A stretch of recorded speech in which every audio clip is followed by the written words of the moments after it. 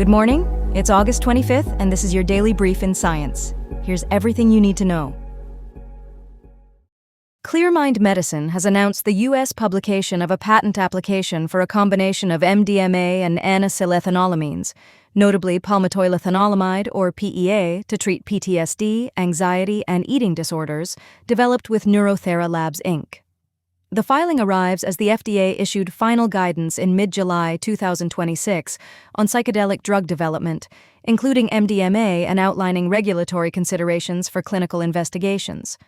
Embodiments suggest PEA could boost MDMA's potency, enable lower dosing, reduce side effects, and widen the therapeutic window, potentially strengthening both clinical and commercial prospects.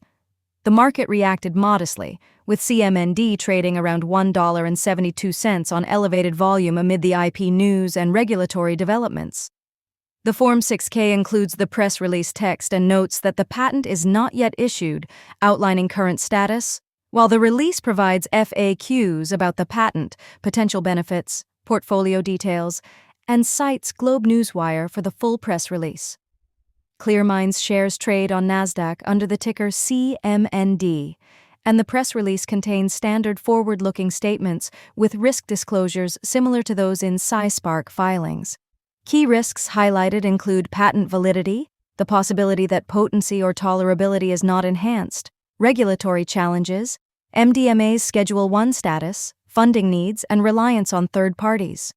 Forward-looking statements acknowledge that patent issuance is not guaranteed and benefits depend on future developments amid regulatory and clinical uncertainties.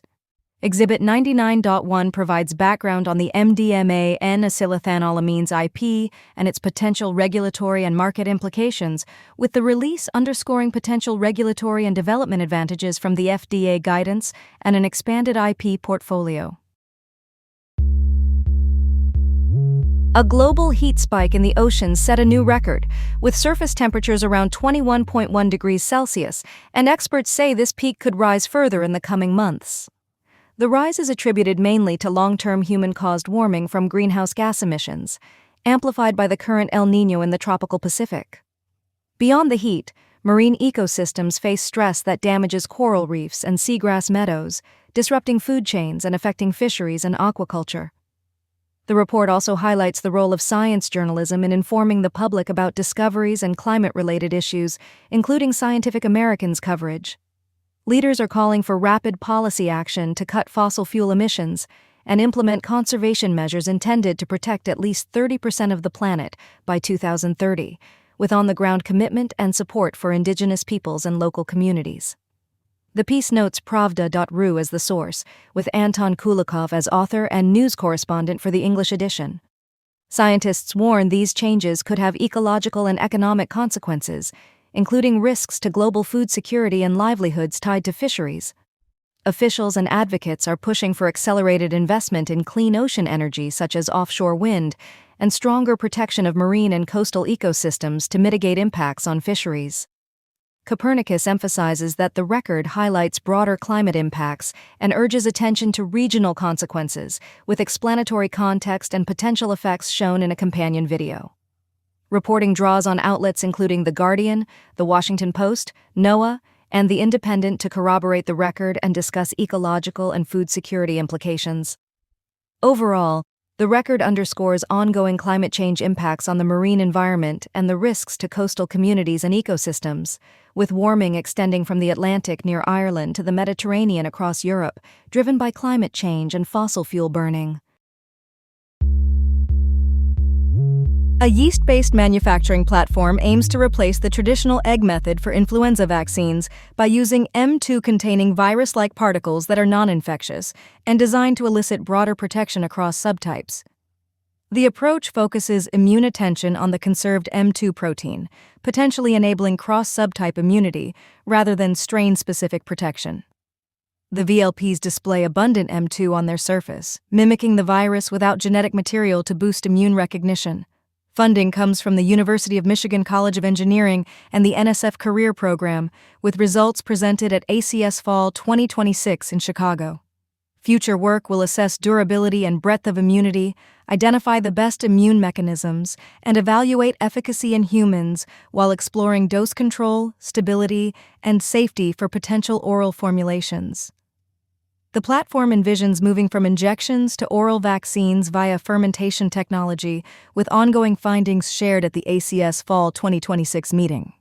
The study, supported in part by an NSF Career Award, was presented August 24 at ACS Fall 2026, highlighting potential single-shot long-term protection against multiple flu strains.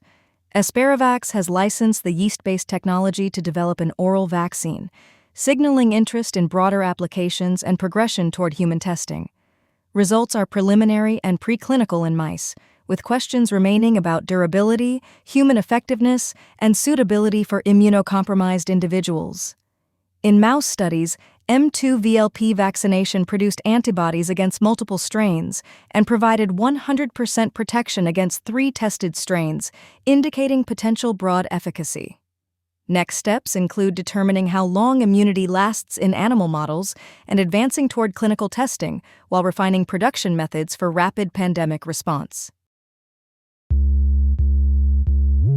A new study from Texas A&M, NASA's Johnson Space Center, and Purdue University lays out a practical framework to manage traffic around Gateway, the lunar outpost planned to orbit in a near-rectilinear halo orbit.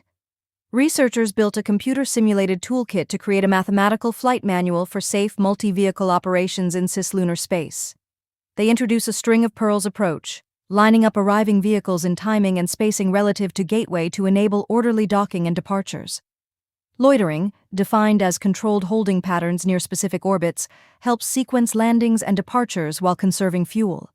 A relative orbit maintenance algorithm tracks each incoming or outgoing vehicle against Gateway, enabling tighter formations and cheaper course corrections. The work, published in Acta Astronautica in 2026, shows that small increases in station-keeping maneuvers can greatly improve predictability and safety, with only a modest rise in propellant use. This approach aims to balance safety, fuel efficiency, and operational demand in the NRHO environment around Gateway. Managing multiple simultaneous lunar missions will require new orbital maneuvers and queuing strategies to keep spacecraft loitering near Gateway while accounting for thruster issues and navigational errors. The central idea is to lay mathematical rules of the road for lunar traffic, delivering a safer and more efficient workflow for both crewed and robotic missions. Diane Davis of Texas A&M says traffic management is as crucial as propulsion design for sustainable lunar exploration, and aims to train the next generation of space traffic engineers. The study portrays a future where robust traffic management becomes a core pillar of space infrastructure, shaping how lunar exploration proceeds for decades. A look at immunometabolism shows how T and B cells reshape their energy use during autoimmunity. In MS and related models, pathogenic Th17 cells shift toward glycolysis, increasing GLUT1, HK, GAPDH, PKM, and LDHA, and blocking glycolysis can reduce CNS inflammation and demyelination. Dysregulated glycolysis and mTORC1/H-IF1 alpha signaling push CD4 plus T cells toward Th1 and the 17 responses while suppressing TREG differentiation, with glycolysis inhibitors like 3-BPA, 2DG, and PFKFB3 inhibitors shown to lessen disease in models and boost TREGs.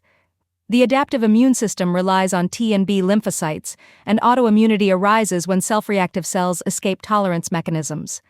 Memory T cells favor oxidative phosphorylation, with higher mitochondrial content and elongated mitochondria, supporting rapid responses upon re-exposure to antigen.